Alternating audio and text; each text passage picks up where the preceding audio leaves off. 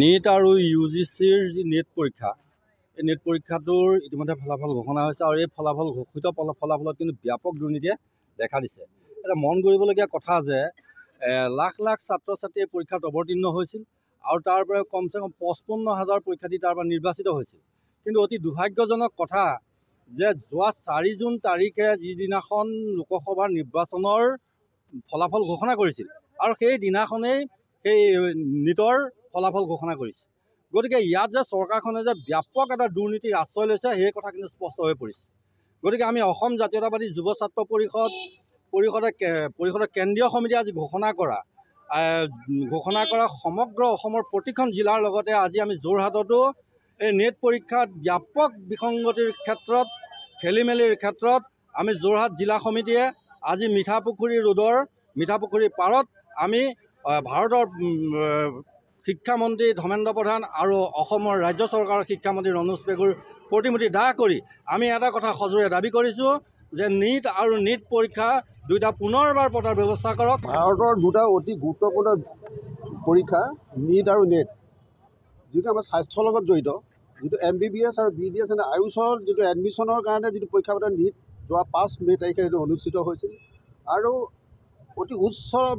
বিশ্ববিদ্যালয় মহাবিদ্যালয়ত শিক্ষকৰ নিযুক্তিৰ বাবে যিটো নেট সৰ্বভাৰতীয় পৰীক্ষা পতা হয় সেইটো পাতিছিল 18 তাৰিখে 18 জুনত। ইতিমধ্যে দেখা গ'লে দুইটা পৰীক্ষাৰ টেষ্টিং অথৰিটি নেশ্যনেল টেষ্টিং অথৰিটিয়ে এইটো কণ্ডাক্ট কৰিছিলে আৰু 18 তাৰিখে যিটো পৰীক্ষা পাতিছিলে সেইদিনা সেইটো প্ৰমাণ হৈছিলে যে সেইটো আগদিনীয়া পৰীক্ষা বাতিল হৈছিলে আৰু সেইমতে যেতিয়া এইটো প্ৰমাণ হৈছিলে বাতিল হৈছিলে বুলি পৰীক্ষা পেপাৰ আগদিনা ওলাইছে বুলি যেতিয়া এইটো প্ৰমাণ হৈছিলে তেতিয়া UGC ইউনিভাৰ্চিটি গ্ৰাণ্টছ কমিশ্যনে এইটো অলৰেডি পৰীক্ষা বাতিল কৰি পুনৰ পাতিবলৈ এইটো ব্যৱস্থা গ্ৰহণ কৰিলে। কিন্তু এতিয়া দেখা গ'লে নীটৰ ক্ষেত্ৰত দেখা গ'লে স্বাস্থ্যৰ লগত জড়িত নীট যিটো কোনোবা ছাত্ৰ ছাত্ৰী গৈ পেলাই ডাঙৰ ডক্টৰ হ'ব, ইটো হ'ব, সিটো হ'ব, স্বাস্থ্যৰ লগত জড়িত এই পৰীক্ষাত কিন্তু আগদিনা পেপাৰ ফাটিল হৈছিল। এইটো অলৰেডি প্ৰমাণ হৈ গৈছে যে পেপাৰ আগদিনা বাতিল হৈছে আৰু ইতিমধ্যে অনুৰাগ যাদৱ তেখেতক ইতিমধ্যে নিজে স্বীকাৰ কৰিছে যে হয় পেপাৰ লিক হৈছিলে, ফাটিল হৈছিলে আৰু অমিত যিজন আনন্দ তেখেতক এতিয়া মাষ্টাৰ মাইণ্ড বুলি তেখেতক ডিটেক্ট কৰা হৈছে ইতিমধ্যে আৰু ইতিমধ্যে সম্পূৰ্ণ ইলিগেল হৈছে পৰীক্ষা, সম্পূৰ্ণ তেওঁলোকৰ পৰীক্ষা আপোনাৰ যে ভুল হৈছিলে এইটো সম্পূৰ্ণ প্ৰমাণ হৈছে। তাৰপিছতো কিন্তু আজি দেখা গৈছে